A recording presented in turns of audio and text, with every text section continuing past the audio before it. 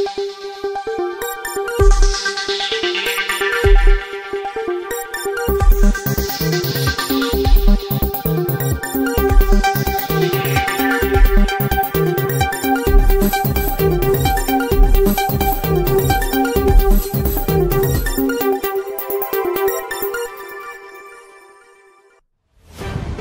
आजमगढ़ के सगड़ी से है। गांव सरकार नहीं बनी तो हिंदू खत्म हो जाएंगे। सीबी पांडे। गांव सरकार बनी तो प्रधान कुर्सी पर बैठेगा और अधिकारी पुलिस प्रशासन खड़े रहेंगे। नेता मंत्री गांव सरकार नहीं बनना देना चाहते हैं क्योंकि गांव की जनता चालाक व जागरूक हो जाएगी।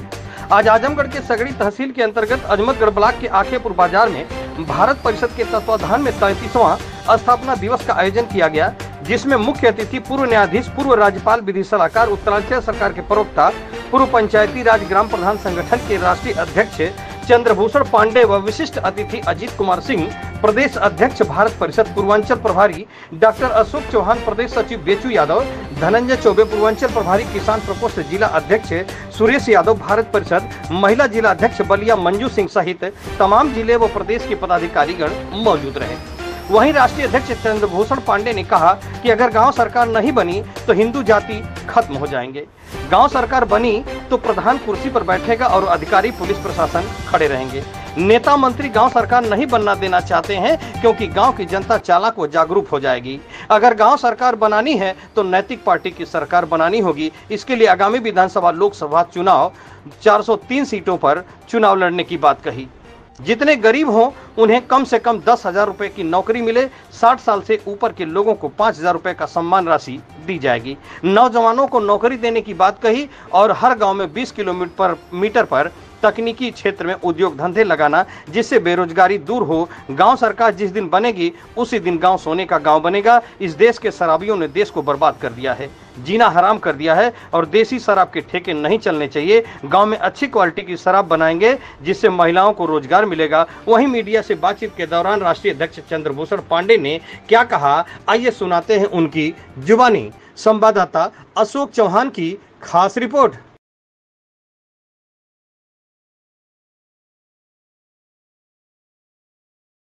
मैं भारत परिषद और नैतिक पार्टी का राष्ट्रीय अध्यक्ष हूँ और आज 33वां भारत परिषद का स्थापना दिवस है। इसमें आजमगढ़ में ये कार्यक्रम रखा गया। आज ये कार्यक्रम का मुख्य मुद्दा ये था कि गांव सरकार कैसे लागू किया जाए और इस कार्यक्रम में मुझे ये कहने का पहली बार ये अवसर मिला है और इसको मैं आजमगढ़ चूँकि क्रांति की जगह है इसीलिए यहीं से मैंने पहली बार ये कहा है ये अगर गांव सरकार नहीं बनी 10 सालों में तो भारत से हिंदू खत्म हो जाएंगे और हिंदू अगर खत्म होंगे तो दूसरी जो संस्कृतियां हैं भारत की वही संस्कृतियां भारत पर कब्जा कर लेंगे। भारत तमाम बहुआमी एक संस्कृति नहीं है, भारत तो कई संस्कृतियों का केंद्र है, लेकिन हिंदू अगर नहीं रहेंगे तो बाकी संस्कृतियां नहीं रहेंगी। सिर्फ एक संस्कृति जो भारत पर कब्जा कर लेगी वही रहेगी। हिंदू को कैसे बचाया जाए और ये इसका मैंने यही कहा कि भारत के जो गांव हैं यही भारत के जो रहन सहन है, भारत के लोगों का तरीका है वो सब भारतीय और हिंदू संस्कृति से ही बनता है। 2/3 गांव भारत के वो भारत में गांव में रहते हैं। 2/3 आबादी भारत की गांव में रहती है। गांव को जिस तरह से अफसर और नेता ख़त्म कर रहे हैं, उनकी हत्या कर रहे हैं, उनको लूट रहे हैं, इससे गांव नहीं बचेंगे और जब गांव नहीं बचेंगे तो भारत की संस्कृति आज या हिंदू संस्कृति का ये वो नहीं बचेगी। और जो दूसरी संस्कृतियाँ खास करके भारत में 2 मुख्य संस्कृतियाँ हैं, मुसलमान और क्रिश्चियन संस्कृति, यही कब्जा करेंगी और कब्जा करने में कोई है तो वो भी हमारे भाई है। लेकिन ये होगा कि फिर ये देश में वो संस्कृतियाँ जब आ जाएंगी तो ये बहुआमी संस्कृति भारत में नहीं बचेगी। केवल हिंदू ही संस्कृति है जो तमाम संस्कृतियों को समेट के देश को आगे ले जाता है, बढ़ाता है। यही सनातन संस्कृति है, भारतीय संस्कृति है, हिंदू संस्कृति, इसको जो आप कहिए। तो ये सबसे बड़ा खतरा आज मैंने कहा। और दूसरी बात है, हमने कहा कि नेता और अफसर ये देश को, गाँव को ही लूट रहे हैं, गाँव की हत्या कर रहे थे। इनसे आशा करना और राजनीतिक लोगों से आशा करना कि वो गाँव सरकार बनाएंगे, वो संभव नहीं है। नेता और अफसरों को अगर आपके भरोसे रहेंगे एमएलए एमपी के भरोसे रहेंगे तो वो कभी नहीं करेंगे, क्योंकि गांव सरकार जब बन जाएगी तो गांव के लोग अपनी व्यवस्था खुद चलाएंगे, चाहे न्याय की व्यवस्था हो, सुरक्षा की व्यवस्था हो, विकास की व्यवस्था हो। वो हर गांव में तमाम ग्राम पंडित बता हर विषय के विषय पैदा करेंगे, वहीं रोजगार मिलेगा और वही सारी व्यवस्था जब वो गांव चलाते तो क्या नेता अफसर की जरूरत क्या रहेगी। तो ये गांव की ख़त्म उनकी जरूरत नहीं है, इसे कभी नहीं लागू है। इसीलिए मैंने आज घोषणा किया कि आज जो है गांव वालों की सरकार 2027 में गांव वालों की सरकार बनने के लिए नैतिक पार्टी सभी 405 सीटों पर अपने प्रत्याशी खड़ी करेगी। हम गांव के लोगों को चुनेंगे और उनको लड़ाएंगे और गांव वालों से कहेंगे कि आप उनको जिताइए। और उसके लिए 4 मुद्दे हमने रखा है। पहला मुद्दा ये है कि गरीबी मिटाएंगे। हर गरीब व्यक्ति को हम लोग उसी दिन जिसे हमारी सरकार बनेगी 10,000 रुपये का रोजगार देंगे, मुफ्त नहीं देंगे। हर 60 साल के ऊपर हमारे वृद्ध लोग हैं उनको 5-5 हज़ार के गरीब लोगों को हम उनको सम्मान राशि देंगे। दूसरा, हर 20 गांव में एक ऐसा केंद्र बनाएंगे जो हमारे युवक युवतियाँ सारे जो शहर में जो ज्ञान का, शिक्षण का, तकनीक का जितना भी शहरों उपलब्ध है उन्हें अपने गांव के पास मिल जाए। तीसरा है कि हम बिल्कुल शराब को, जो शराब के ठेके हैं, देसी शराब के ठेके, उसको बंद करेंगे ताकि हमारे माता बहनें सम्मान से जिए। और उसकी जगह पर एक स्वास्थ्यवर्धक हम उनको रस का देंगे या स्वास्थ्यवर्धक आप जूस कहिए, स्वास्थ्यवर्धक देंगे ताकि उनको शराब की जिनको लत लग गई है वो भी ख़त्म हो जाए और वो फ्री देंगे उनको। और उसके लिए गांव के लोगों को, माता बहनों कहेंगे कि ऐसे जूस वो तैयार करें स्वास्थ्यवर्धक, और वही सारे शराबी जो हैं उनको थोड़ा बहुत उसमें नशा रहेगा लेकिन स्वास्थ्यवर्धक रहेगा। इससे गांव में लघु उद्योग का तैयार होगा। और सबसे बड़ी बात, हम गांव सरकार बनाएंगे। गांव सरकार से 200 लोगों का उसी गांव में रोजगार मिलेगा।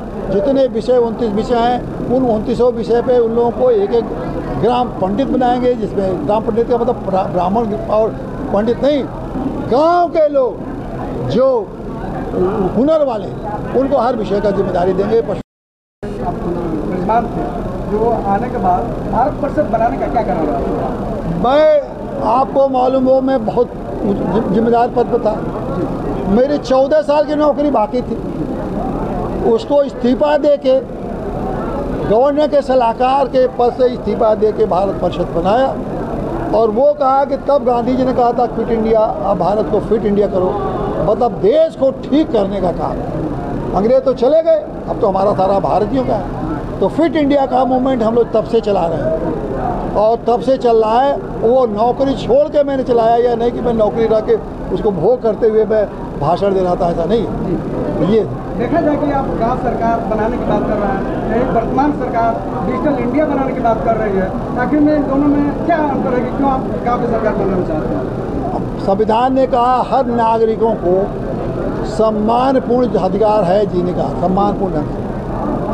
आप मुफ्तखोरी के भरोसे को सम्मानजनक जीवन मानते हैं?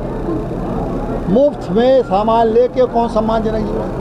सम्मानपूर्ण जीवन का मतलब हमारे पास रोजगार हो, हमारे पास शिक्षा हो, हमारे पास स्वास्थ्य हो, हमारे पास मकान हो, हमारे माँ बाप की सुरक्षा की व्यवस्था हो, हम अपनी न्याय व्यवस्था खुद में हमको जल्दी न्याय मिले, हमारे सुरक्षा हो, कोई सुरक्षा में खोट न हो। ये सब सम्मानपूर्ण जीवन है। ये डिजिटल इंडिया में कहाँ है जरा बता दीजिए। ये जो मैंने 5-7 बताया, डिजिटल इंडिया में तो कुछ भी नहीं है। डिजिटल इंडिया में यही है कि मैं खाली बात, डिजिटल इंडिया में यही है कि मैं आपके सामने बोल दे रहा हूँ, ये आपको दिखा देंगे। मेरा नाम बेचू यादव और मैं समाजसेवी संगठन भारत परिषद का प्रदेश महासचिव हूँ और नैतिक पार्टी का भी प्रदेश महासचिव हूँ। आज यहाँ पे किस तरह का कार्यक्रम के आयोजन आपने कैसा?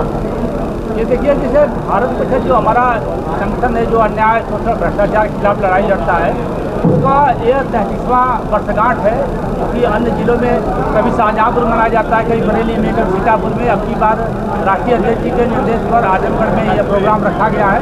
उसी के संदर्भ में आज यहाँ कार्यक्रम चल रहा है।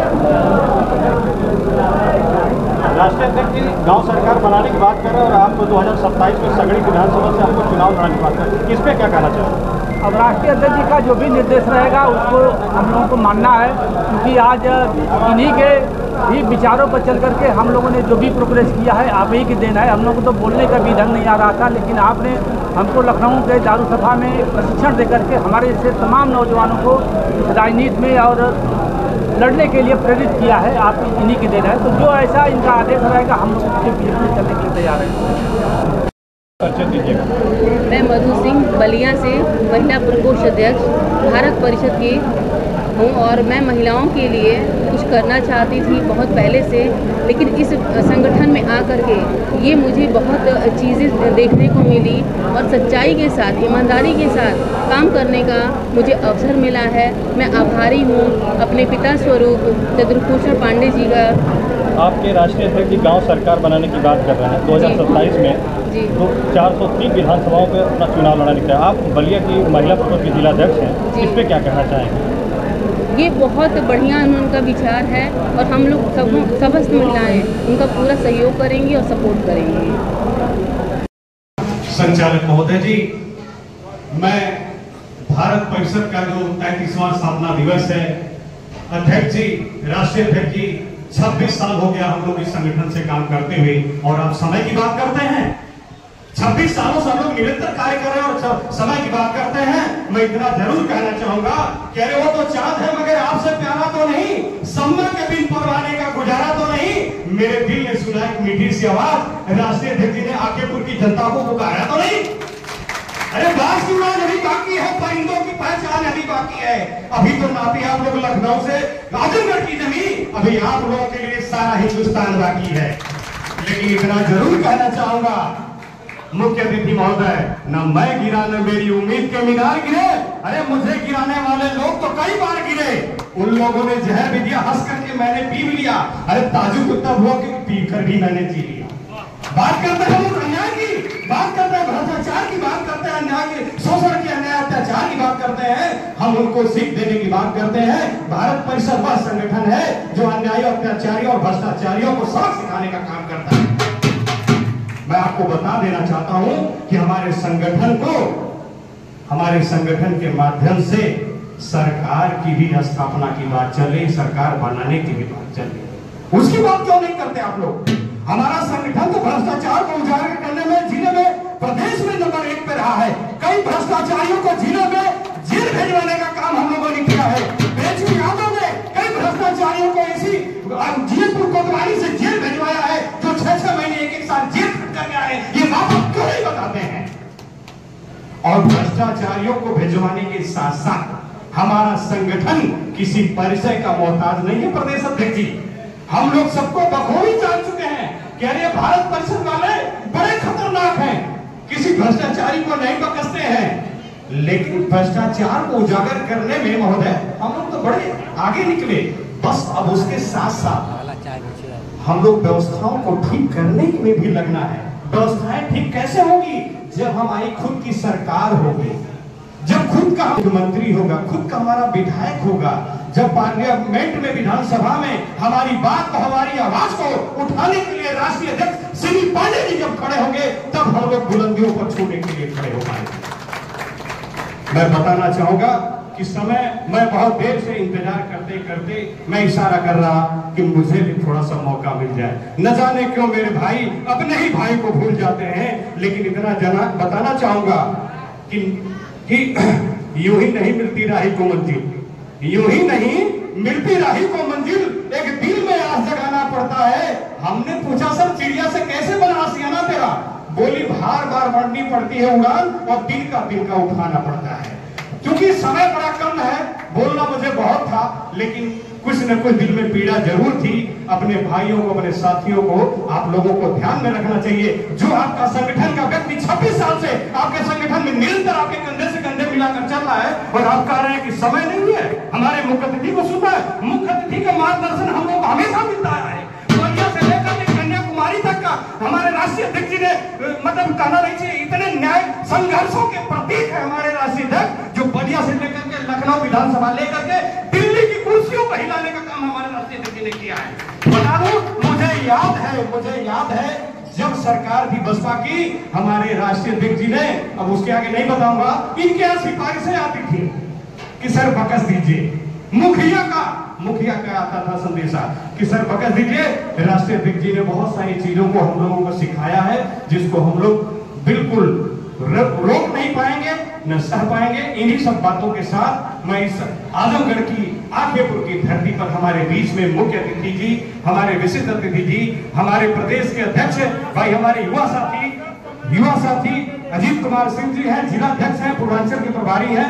मैं सबका तहे दिल से धन्यवाद करना चाहूंगा और इतना जरूर कहना चाहूंगा कि हमारी जो सोच है उसको बुलंद करने के लिए हमारे बीच में मुख्य अतिथि जो आए हुए हैं, भारत परिषद बैनर के तले तीन त्रिमूर्ति अभी हमारे प्रदेश से भी बताया, वाकई में संघर्षों के प्रतीक हमारे मुखिया ने हम लोगों को ऐसा तंत्र दिया, ऐसा मंत्र दिया जो कभी पीछे मुड़कर देखने का काम नहीं किया। जय हिंद, जय भारत, जय भारत परिषद जिंदाबाद।